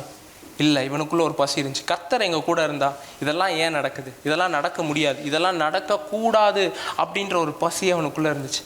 ஆண்டவர் சொல்கிறாரு, நீ ஒரு மனுஷனை முறியடிக்கிற மாதிரி நீ மீதியானியரை முறியடிப்ப. ஏன் தெரியுமா? அவன் ஒரு கேள்வி கேட்குறான். எங்கள் முற்பிதாக்கள் எங்களுக்கு விவரித்து சொன்ன அவருடைய அற்புதங்கள் எங்கே? நீங்கள் ஏன் தெரியுமாங்க உங்களுக்கு அற்புதம் நடக்க மாட்டேங்குது? நீங்கள் கேள்வி கேட்க மாட்டீங்க. எங்கே ஆண்டவர் இந்த அற்புதம்? பைபிளில் நான் வாசிக்கிறேனே, அப்போஸ்தலருடைய கைகள்னால அந்த அற்புதங்கள் நடந்திருக்குதே, அவங்க நிழல் பட்டு சுகமானாங்கன்னு எழுதியிருக்குது. இந்த அற்புதங்கள் எல்லாம் எங்கே? Where is the miracle? எங்கே அப்படின்ற கேள்வி உங்களுக்குள்ள கிடையாது. நீங்கள் கேட்க ஆரம்பிச்சிங்க அப்படின்னா உங்களை சுற்றி உங்கள் லைஃப்பில் அற்புதம் நடக்கிறத பார்ப்பீங்க. இப்போ கேட்கணும், ஆண்டவரே இவ்வளோ அற்புதங்களை நான் கேட்டேன். சில நேரம் ஆண்டவர் உங்களுடைய காதுகளில் சிலருக்கு செஞ்ச அற்புதங்களை விழ வைப்பார். அப்போ என்ன தெரியுமா செய்யணும்? இந்த அற்புதங்கள் என்னுடைய வாழ்க்கையில் எங்கே? எலிசா கேட்குறத பார்க்க முடியுது பாருங்க. எலியாவுடைய சால்வை எலிசா கையில் கிடைக்குது. கிடைச்ச உடனே கேள்வி என்ன தெரியுமா? எலியாவின் தேவன் உடனே யோர்தான் விளக்குறத நம்ம பார்க்க முடியுது. அப்போனா என்ன அர்த்தம் தெரியுமா? கொஸ்டின் இருக்கிற ஒருத்தன்ட்ட அற்புதம் நடக்க ஆரம்பிக்குது. கேட்கணும், ஆண்டவரே அப்போஸ்தலரால் நடந்த அற்புதங்கள் எங்கே? பேதுருவால் நடந்த அற்புதங்கள் எங்கே? இவ்வளோ விவரித்து சொன்னோம். T.L. ஆஸ்பானால் நடந்த அற்புதங்கள் எங்கே? T.G.S. தினகரனால் நடந்த அற்புதங்கள் எங்கே? எங்கே? கேளுங்க. ஜான் ஜி லேக்கால் நடந்த அற்புதங்கள் எங்கே? இன்னைக்கு நம்ம வியாதியை பார்த்து ஓடிக்கிட்டு இருக்கிறோம். ஜான் ஜி லேக்குன்ற மனுஷன் பிளேகுனால எல்லாரும் வாதிக்கப்பட்டு இருந்த சமயத்தில் ஒரு பிளேகு நோயை கொண்டு வந்து ஜான் ஜி லேக்கோடைய கையில் வைக்கிறாங்க. ஏன்னா ஜான் ஜி லேக் நிறைய பேரை சுகமாக்கிட்டு இருக்கிறாரு. பிளேகுனால வாதிக்கப்பட்டுக்கிட்டு இருக்கும் பொழுது எல்லாரையும் சுகமாக்குறாரு. இந்த மனுஷன்ட்ட ஏதோ ஒன்று இருக்குது அப்படின்னு சொல்லிட்டு இவர் சொல்கிறாரு, என் கையில் பிளேகை கொண்டு வந்து வைங்க, அந்த பிளேகு சாகிறத நீங்கள் பார்க்க முடியுன்றார். உடனே அந்த பிளேக் நோயை கொண்டு வந்து இவருடைய கையில் வச்சு மைக்ரோஸ்கோப்பை வச்சு பார்க்குறாங்க. அவருடைய கையில் அது பட்ட உடனே அந்த வியாதியினுடைய கிருமி சாகிறத அவங்க பார்த்தாங்க. ஏன்னா அவருக்குள்ளே ஏதோ ஒரு ஆவிக்குரிய பசி இருந்துச்சு. அப்போ என்ன தெரியுமா சொல்லணும்? ஜான் ஜி லேக்கின் தேவன் எங்கே? இந்த அற்புதங்கள் எல்லாம் எங்கே? இந்த அற்புதங்களை எல்லாத்தையும் நான் பார்க்கணுன்ற ஒரு பசியில் இருக்கணும். எங்கே லார்ட்? எங்கே இருக்குது? அதை நான் பார்க்கணும். I want to see it, I want to experience it. இந்த நேச்சுரலான இந்த உலகத்தில் பசி எடுக்கணும்னா என்ன தெரியுமா பண்ணணும்? சாப்பிடாம இருக்கணும். சாப்பிடாம இருந்தீங்கன்னா ஆட்டோமேட்டிக்காக பசி எடுக்கும். ஆனால் கிங்டமில் எப்படி தெரியுமா? நீங்கள் சாப்பிட்டா பசி எடுக்கும். இங்கே சாப்பிடாம இருந்தால் பசி எடுக்கும், அங்கே சாப்பிட்டா பசி எடுக்கும். சிலருக்கு புரியலை. சில நேரம் நீங்கள் வேத வசனத்தை வாசிச்சுக்கிட்டு இருப்பீங்க. அதை வாசிச்சுட்டு அப்படியே விடக்கூடாது. வாசிச்சுட்டு இதை நான் என் லைஃப்பில் பார்க்குற வரைக்கும் நான் விடுறதா இல்லை ஆண்டவரே அப்படின்னு சொன்னீங்கன்னா உங்களுக்குள்ள பசி எகிரி இருக்கு அப்படின்னு அர்த்தம். உங்களை குறிச்சிருக்கிற தாகத்தை எனக்கு தாங்க ஆண்டவரே. வேதத்தை வாசிக்கிற ஒரு தாகத்தை எனக்கு தாங்க. ஜபம் பண்ணுறதுக்கான ஒரு தாகத்தை தாங்க. எதை வேணால் உங்களுடைய லைஃப்பில் இழந்துக்கோங்க, ஆனால் உங்களுக்குள்ளே இருக்கிற ஆவிக்குரிய பசியை மட்டும் இழக்காதீங்க. வேலையை இழந்துக்கோங்க, உங்களுடைய பிஸ்னஸை இழந்துக்கோங்க, உங்கள்கிட்ட இருக்கிற எது வேணால் இழக்கப்பட்ட ஒரு சூழ்நிலையில் நீங்கள் இருக்கலாம், ஆனால் உங்களுக்குள்ளே இருக்கிற ஆவிக்குரிய பசியை மட்டும் இழக்காதீங்க. நீங்கள் எதை இழந்தாலும் அதை மறுபடியும் மீட்டு எடுத்து தர்றதுக்கு இந்த ஸ்பிரிச்சுவல் ஹங்கர்னால முடியும். இந்த ஸ்பிரிச்சுவல் ஹங்கர்னால முடியும். நீங்கள் இன்னைக்கு எதை இழந்துட்டீங்க நின்றாலும் சரி, இந்த ஆவிக்குரிய பசி உங்களுக்கு மறுபடியும் எல்லாவற்றையும் இந்த வருஷத்துல மீட்டு எடுத்து தரதை நீங்க பார்க்க போறீங்க. இந்த வருஷத்துல மறுபடியும் எல்லாவற்றையும் மீட்டு எடுத்து தரதை பார்க்க போறீங்க. ஷாகா தாலாபா ரேபனோ ஷாகா தானமா இயேசு கிறிஸ்துவின் நாமத்தினால இன்னைக்கு இவங்க மேல இருக்கிற இந்த ஸ்பிரிச்சுவல் ஹங்கர் மாறட்டும், மாறட்டும், மாறட்டும், மாறட்டும். இவங்களுடைய நேச்சுரல் ஹங்கர் மாறி இவங்களுக்குள்ள ஒரு ஸ்பிரிச்சுவல் ஹங்கர் உண்டாயிருக்கட்டும், ஒரு ஆவிக்குரிய பசி உண்டாயிருக்கட்டும் இயேசு கிறிஸ்துவின் நாமத்தினால். இவங்க அற்புதங்களை பார்க்கிறதற்கான ஒரு கண்கள் இவங்களுக்கு உண்டாயிருக்கட்டும். போதுன்ற திருப்தி இவங்களுக்குள்ள மாறட்டும், போதுன்ற திருப்தி இவங்களுக்குள்ள மாறட்டும். இன்னைக்கு பரிசுத்த ஆவியானவரே, நீங்க இதுல இருக்கிற ஒவ்வொரு மனுஷன் மேலையும் ஆவிக்குரிய பசியை தருகிறபடியால் நன்றி. ஒவ்வொரு மனுஷனும் இங்க இருந்து போகும்போது இவங்களுடைய பசி மாறி இருக்கட்டும், இவங்களுடைய பசி கூடி இருக்கட்டும். ஷாகா தாலா பாரா பாலா பாரா. ஒன் டச், ஒரு தொடுதல் எனக்கு பத்தாத ஆண்டவரே. ஆண்டவரே, ஒரு அற்புதம் எனக்கு பத்தாத ஆண்டவரே, உம்முடைய மகிமையை ஒரு டைம்ல நான் எக்ஸ்பீரியன்ஸ் பண்றது பத்தாத ஆண்டவரே, உம்முடைய பிரசன்ஸை நான் ஒரு டைம் எக்ஸ்பீரியன்ஸ் பண்றது பத்தாத ஆண்டவரே, எனக்கு இது பத்தல ஆண்டவரே, எனக்கு வேற லெவல்ல கொடுங்க. இந்த லெவல் எனக்கு பத்தல, எனக்கு பத்தல. முழங்கால் அளவு எனக்கு போதாது, எனக்கு முழங்கால் அளவு போதாது. இந்த கம்மியான லெவல் எனக்கு போதாது.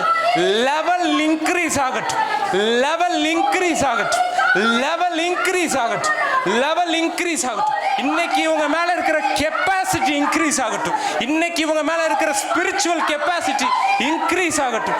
இயேசுவின் நாமத்தினால ஸ்பிரிச்சுவல் கெப்பாசிட்டி இன்க்ரீஸ் ஆகட்டும். இயேசுவின் நாமத்தினால ஸ்பிரிச்சுவல் கெப்பாசிட்டிஸ் இன்க்ரீஸ் ஆகட்டும். ஷாக்காச்சா எல்லா திருப்தியும் மாறட்டும். உன் வாயை விரிவாய் தர அதை நான் நிரப்புவேன்றாரு. உன் வாயை விரிவாய் தர அதை நான் நிரப்புவேன்றாரு. பசி உள்ளவனை அவர் அனுப்புவாருங்க. ஆஹா, பசி உள்ளவனை அவர் நிரப்புவாருங்க. ஃபுல்லா நிறைஞ்சிருக்கான் பாருங்க, அவனை தான் அவர் வெறுமையா அனுப்புறாரு. ஆனா பசி உள்ளவனை அவர் நிரப்புறாருங்க. பசி உள்ளவனை அவர் நிரப்புறாருங்க. பசி உள்ளவனை அவர் நிரப்புறாருங்க. பசி உள்ளவனை அவர் நிரப்புறாருங்க. ஷாக்கா தாலாபாரா, ஏசு கிறிஸ்துவின் நாமத்தினால், ஏசு கிறிஸ்துவின் நாமத்தினால், ஏசு கிறிஸ்துவின் நாமத்தினால், ஏசு கிறிஸ்துவின் நாமத்தினால, ஏசு கிறிஸ்துவின் நாமத்தினால. ஒரு டாக்ஸ் கலெக்டர் இருக்கிறான், ஒரு டாக்ஸ் கலெக்டர் இருக்கிறான். அவன் சொல்றான், பாவியா இருக்கிற என் மேல் கிருபையாயிரும் அப்படின்றான். ஆனா ஒரு பரிசேயன் இருக்கிறான், அவன் சொல்றான், நான் கரெக்டா உபவாசிக்கிறேன், என்கிட்ட எல்லாமே கரெக்டா இருக்கு, நான் சூப்பரா இருக்கிறேன் அப்படின்னு சொல்றான். ஆனா ஒருத்த மட்டும் தன் கண்களை வானத்துக்கு ஏறெடுக்க துணியாமல் பாவியாய் இருக்கிற என் மேல் கிருபையாயிரும் அப்படின்றான். அப்படின்னா என்ன தெரியுமா? ஆண்டவரே, நான் எம்டியா இருக்கேன், அவன் நிறைஞ்சிருக்கிறான், நிறைஞ்சிருக்கிறவன் போதுன்றான். ஆனா எனக்கு போதாது ஆண்டவரே, எனக்கு வேணும் ஆண்டவரே, எனக்கு இது பத்தாது ஆண்டவரே, எனக்கு வேற லெவல்ல தேவைப்படுது ஆண்டவரே. ஓ ஷாக்கா சாலாபாரா காலி ரபனா ஷாக்லஹாரா பலாபரா லேப்ரபோ ஷாதானஹாயாராபரா லேப்ரமா ஷாக்கா ஜியாலா ராகோலோபரோ. இயேசுவின் நாமத்தினால ஒரு நிரம்புதல் உண்டாயிருக்கட்டும். ஓ, இன்னும் உம்மிடத்தில் உண்டே, இன்னும் உம்மிடத்தில் உண்டே, இன்னும் உம்மிடத்தில் உண்டே. ஓ, இது பார்த்தது ஒரு லெவலே இல்லை ஆண்டவரே, உங்களிடத்துல தேவத்துவத்தின் பரிபூர்ணம் எல்லாம் உம்மிடத்தில் இருக்கிறது. இது இன்னும் உம்மிடத்தில் உண்டே. Oh, shakatala barakala. Lord fill me, Lord fill me, Lord fill me, Lord fill me. இயேசுவின் நாமத்தினால இங்கே வந்திருக்கிற ஒவ்வொருத்தவங்க வெறுமையா அல்ல ஆண்டவரே, உம்மாலே நிரப்பப்பட்டவர்களாக இருப்பார்களாக, உம்மாலே நிரப்பப்பட்டவர்களாக இருப்பார். இயேசுவின் நாமத்தினால வெறுமனையாக அல்ல, நிரப்பப்பட்டவர்களாக செல்வார்களா, நிரப்பப்பட்டவர்களாக செல்வார்களா, நிரப்பப்பட்டவர்களாக செல்வார்களா. இவங்க திரும்பி போகும்போது இன்க்ரீஸ் ஆகிருக்கிறத பார்க்கட்டும். எல்லா விஷயத்துலையும் இவங்க இன்க்ரீஸ் ஆகிருக்கிறத பார்க்கட்டும். Thank you Jesus. எல்லா விஷயத்துலையும் இன்க்ரீஸ் ஆகிருக்கிறத பார்க்கட்டும். இன்க்ரீஸ் ஆகிருக்கிறத பார்க்கட்டும், இன்க்ரீஸ் ஆகிருக்கிறத பார்க்கட்டும், இன்க்ரீஸ் ஆகிருக்கிறத பார்க்கட்டும். ஷாக்கா சாலா பாரா பாரா பாரா பாரா. ஓ, தேங்க்யூ ஜீசஸ், தேங்க்யூ ஜீசஸ். இதில் இருக்கிற ஒவ்வொருத்தரையும் நான் பிளஸ் பண்ணுறேன், பிளஸ் பண்ணுறேன், பிளஸ் பண்ணுறேன், பிளஸ் பண்ணுறேன், பிளஸ் பண்ணுறேன். ஷாக்கா சாலா பார் லாப்ரா போ ஷாக்கா தான் லாப்ரா ஷாக்லா கதனம் லாப்ரா பா ஷாக்கா தனம் லாப்ரா பா ஷாக்கா தனமா லேப்ரா போ ஷாக்கல். ஓ, சிலருக்கு ஆண்டவர் கழுகுனுடைய பார்வையை கொடுக்குறாரு. கழுகு தூரத்திலிருந்தே தன்னுடைய இறைய தூரத்திலிருந்தே பார்க்குது, பார்த்துட்டு அதை கரெக்டாக போய் கேட்ச் பண்ணுது. அதுக்கு பசி உண்டாகும் போது அதனால தூரத்தில் இருக்கிறத பார்க்க முடியுது. அந்த மாதிரி இன்னைக்கு ஆண்டவர் சிலர் மேலே இந்த ஆவிக்குரிய பசியை டெபாசிட் பண்ணிட்டு இருக்கிறாரு. தூரத்தில் இருக்கும் பொழுதே உங்களுடைய அற்புதங்களை பார்க்கறதற்கான ஒரு பார்வையை உங்களுக்கு தராரு. இதில் இருக்கிற நிறைய பேருடைய கண்களில் அப்படி ஒரு பார்வையை தராரு. ஷாக்கா சாலா பாரா பாலா. இன்னைக்கு நிறைய பிரச்சனைக்குள்ள இருப்பீங்க, இன்னைக்கு நிறைய வேதனைகளுக்குள்ள இருப்பீங்க. ஆனா தூரத்துல உங்களுக்காக வைக்கப்பட்டு இருக்கிற ஒரு அற்புதங்களை உங்களுக்கு பார்க்கிற ஒரு கண்களை தராரு. அப்பேற்பட்ட ஒரு ஆவிக்குரிய பசி இன்னைக்கு உங்க மேல உண்டாகிட்டு இருக்கு. ஷாக்கா சாலா பாரா. பிளஸ் பண்றேன், பிளஸ் பண்றேன் இவங்க எல்லாரையும். உங்க திரும்பி போகும்போது இந்த மீட்டிங் வந்ததுனால, இந்த வார்த்தைகளை கேட்டதுனால, பரிசுத்த ஆவியானவரே, இந்த வாரத்தில் இதற்கு அடையாளமாக சிலருக்கு அற்புதங்கள் நடக்கட்டும், சிலருக்கு அற்புதங்கள் நடக்கட்டும், சிலருக்கு அற்புதங்கள் நடக்கட்டும். இன்னைக்கு இவங்க எதை தேடிட்டு வந்திருக்கிறாங்களோ அது எல்லாவற்றையும் காட்டிலும் மேலானது ஒன்று இருக்குது. அதை இன்னைக்கு இவங்க பெற்றுக்கொண்டு இருக்கிறாங்க. அதுவே இவங்க இடத்துல எல்லாவற்றையும் கொண்டு வந்து சேர்க்கும். Thank you Jesus. பிளஸ் பண்ணுறேன் இயேசுவின் நாமத்தில் பிதாவே, ஆமென். வேறு இந்த மீட்டிங் வந்து நம்ம மந்த்லி ஒன்ஸ் வைக்கணும் அப்படின்னு தான் நம்ம பிளான் பண்ணியிருக்கிறோம். ஸோ மாதம் ஒரு முறை வைக்கிறதுக்கு பிளான் பண்ணியிருக்கோம். நெக்ஸ்ட்டு எந்த மந்த் நடக்கும், எந்த டேட்டில் நடக்கும் அப்படின்ற டேட்டு உங்களுக்கு அனௌன்ஸ் பண்ணிடுவோம். நம்ம எந்த டேட்டில் நடக்குது அதுக்கான போஸ்டர் உங்களுக்கு வந்துடும். இப்போ தான் நீங்கள் ஃபஸ்ட் டைம் வரீங்கன்னா உங்களுடைய பேரை கொடுத்துட்டு போங்க. கண்டிப்பாக அதுக்கான போஸ்டர் டீட்டெயில்ஸ் எல்லாமே உங்களுக்கு வந்துடும். ஸோ இது காணிக்கை நேரம். உங்களுடைய கரங்களில் உங்களுடைய காணிக்கை எடுத்து வச்சுக்கோங்க. உங்கள்கிட்ட இருக்கிற சிறந்த ஒரு விஷயத்தை ராஜ்யத்துக்கு எப்போவுமே கொடுங்க. எப்போவுமே கிங்டம்க்கு கொடுக்கும்போது பெஸ்ட்டை கொடுக்கணும். உங்கள்கிட்ட இருக்கிற லீஸ்ட்டை கொடுக்கக்கூடாது. சரி, நம்மகிட்ட இருக்குது பர்ஸில் ஒரு இவ்வளோ இருக்குது, நம்மகிட்ட இருக்கிற கம்மியான ஒரு தொகையை கொடுப்போம். அப்படி கிடையாது. எப்போவுமே கொடுக்கறதுல பெஸ்ட்டாக கொடுக்கணும். பெஸ்ட்டாக கொடுத்து பழகுங்க. ஆண்டவர் அவருடைய நிறைவினால் நிரப்புறதை உங்களால் பார்க்க முடியும். நான் அப்படி தான் கொடுப்பேன். ஒரு வார்த்தை எனக்கு ஆசீர்வாதமாக இருந்துச்சுன்னா, நான் ஷோ பண்ண எல்லாத்தையும் பார்த்தீங்கன்னா, நான் சின்ன வயசுலேருந்து ஒவ்வொரு கூட்டங்களுக்கு நான் போவேன். எவ்வளவோ தூரமான இடத்துக்குலாம் நான் போவேன். என்கிட்ட என்ன இருக்குதோ, சில சமயம் எனக்கு கூட்டத்துக்கு போகிறதுக்காக பணம் இருக்காது. வீட்டில் ஏதாவது வச்சுருப்பாங்க, அதை நான் விற்றுட்டு நான் போயிடுவேன். இல்லை என் ஃப்ரெண்டுகிட்ட நான் கொடுத்துட்டு போயிடுவேன். எனக்கு பணம் தேவைப்படுது, நான் அந்த மீட்டிங் போவேன் அப்படின்னு நான் போயிடுவேன். என்கிட்ட கேட்பாங்க, எதுக்கு இந்த அளவுக்கு நீ தேடி போய்கிட்டு இருக்க அப்படின்னு கேட்பாங்க. ஏன் தெரியுமா, நான் அவ்வளோ தூரங்கள் தாண்டி கேரளாவில் மீட்டிங் நடக்கும், வெளிநாட்டிலேருந்து நிறைய ஊழியக்காரவங்க வருவாங்க. நான் அந்த வார்த்தைகளை கேட்கணும் அப்படின்ற ஒரு பசி எனக்கு இருக்கும். அந்த பசி இன்னைக்கு என்னை இந்த இடத்துக்கு கொண்டு வந்திருக்குது. பணம் என்கிட்ட வந்துச்சு அப்படின்லாம் நான் சொல்ல மாட்டேன். ஃபஸ்ட்டு பசி இருந்துச்சு, இப்போவும் பசி இருக்குது. பசி ஒரு நாள் என்கிட்ட குறையலை. நாளுக்கு நாள் போக போக டிம் ஆகிட்டு போகிறீங்களா அப்படின்னு கேட்டிங்கன்னா, டிம் ஆகலை. ஆண்டவரே இது எனக்கு பத்தலை, இன்னும் பார்க்கணுன்ற பசி ஒவ்வொரு நாளும் எனக்கு இன்க்ரீஸ் ஆகிக்கிட்டு இருக்கு. ஸோ உங்கள்கிட்ட இருக்கிற சிறந்த ஒன்றை நீங்கள் ராஜ்யத்துக்காக விதைக்கலாம். சிறுக விதைக்கிறவன் சிறுக அறுப்பான் அப்படின்ட்டுருக்கு, பெருக விதைக்கிறவன் பெருக அறுப்பான் அப்படின்ட்டுருக்கு. வாட் எவர் யூ ஹேவ், இதை நான் பெஸ்ட்டாக இருக்குன்னு நான் விசுவாசிக்கிறேன், இதை நான் விதைக்கணும் அப்படின்னு விருப்பப்படுறேன்னா, you are seeking God's attention. நீங்கள் கர்த்தருடைய அட்டென்ஷனை அவரிடத்துலேருந்து பெற்றுக்கொள்கிறீங்கன்னு அர்த்தம். ஆபிரகாம் ஆண்டவர் சொல்கிறாரு, உன்னுடைய ஒரே குமாரனா, உன்னுடைய நேசகுமாரனா இருக்கிறான், ஈசாக்கை கொண்டு வந்து பலியிடு அப்படின்றார். ஈசாக்கை கொண்டு போயிட்டு ஆபிரகாம் மலையின் மேலே கொண்டு போகிறான். கொண்டு போனப்போ ஆண்டவர் சொல்லலை, ஆபிரகாமே என்னுடைய வார்த்தையை நீ கேட்ட, விசுவாசிட்ட, அதனால் வந்துட்டு போதும், நீ அப்படியே ரிட்டர்ன் போயிருன்னு சொல்லலை. அவன் மலைக்கு மேலே கொண்டு போயிட்டு அவனை பலிபீடத்தில் வச்சு கட்டைகளை எல்லாத்தையும் அடுக்கிறான். அடுக்கும் பொழுதும் சொல்லலை, நீ என்னை விசுவாசிக்கிற அப்படின்னு சொல்லலை. அவன் தன்னுடைய கத்தியை ஓங்கும் போது ஆண்டவர் சொல்கிறாரு, நீ தேவனுக்கு கீழ்ப்படிந்திருக்கிறாய் என்று இப்பொழுது நான் அறிந்திருக்கிறேன். ஏன் இவ்வளோ நேரம் அறியலையா? இவ்வளோ நேரம் தேவனுக்கு பயந்தவன்றது தெரியலையா? இப்பொழுது அறிந்திருக்கிறேன்னா, அவன் கிட்ட இருந்த ஒன்றை ரிலீஸ் பண்ணும்போது தான் அவனுடைய ஃபெய்த் ரிலீஸ் ஆச்சு. எபிரேயரில் போட்டிருக்குது, அவன் ஈசாக்கை பலியிட கொடுத்து பாவனையாக மறுபடியும் பெற்றுக்கொண்டானா. லிட்டரலாக என்ன போட்டிருக்குன்னா, ஈசாக்கை அவன் பலி இட்டுட்டானா. ஃபெய்த் எப்போ தெரியுமா உங்கள் இடத்துல இருந்து தெரிய வரும்? உன்னை நீங்கள் ரிலீஸ் பண்ணும்போது தான் உங்கள்கிட்ட இருக்கிற ஃபெய்த்தை உங்களால் பார்க்க முடியும். நான் சொல்கிறேன், விசுவாசத்தில் நீங்கள் எடுத்து உங்களுடைய பெஸ்ட்டை விதைங்க. ஸோ வார்த்தைக்கு நீங்கள் கொடுக்கும் பொழுது ஆண்டவர் உங்களை அடுத்த லெவலில் உயர்த்துவார். You will experience the glory of God. உங்களுக்கு விதைக்கணும் அப்படின்னு விருப்பப்பட்டீங்கன்னா, இன்கேஸ் சிலர் கூகுள் பே, ஃபோன்பே, அக்கௌண்ட் டீட்டெயில்ஸ்லாம் வேணும் அப்படின்னா, அங்கே 9629264342 அப்படின்ற அந்த நம்பர் அங்கே டிஸ்பிளே பண்ணியிருக்கிறாங்க. அந்த நம்பரை பயன்படுத்தி கூட இந்த ஊழியத்தில் நீங்கள் விதைக்கலாம். நான் காணிக்கை எடுக்கிற ஒவ்வொருத்தருக்கும் ப்ரேயர் பண்ண விரும்புகிறேன். பிதாவே இயேசுவின் நாமத்தினால இதை விதைக்கிற ஒவ்வொருத்தவங்களும் ஆசீர்வதிக்கிற ஒரு பெரிய உயர்வை இவங்க பார்க்கட்டும். ஒரு பெரிய ஆசீர்வாதத்தை இந்த வருஷத்தில் இவங்க எக்ஸ்பீரியன்ஸ் பண்ணட்டும். எந்த வருஷத்துலையும் இல்லாத ஒரு நன்மையை இவங்க பார்க்கட்டும். இவங்க விதைச்சதின் நிமித்தம் பரிசுத்த ஆவியானவரே ஒரு பெரிய ஹார்வெஸ்ட்டை இவங்க பார்க்கட்டும். இவங்க விசுவாசத்தில் விதைச்சிருக்கிறாங்க, விதைச்சதை நீங்கள் பார்த்துருக்குறீங்க. Thank you Lord Jesus. ஒரு பெரிய உயர்வை இவங்க பார்க்கட்டும். பெரிய உயர்வை இவங்க பார்க்கட்டும். பெரிய பிளஸ்ஸிங்கை அவங்க பார்க்கட்டும். பெரிய பிளஸ்ஸிங்கை அவங்க பார்க்கட்டும்.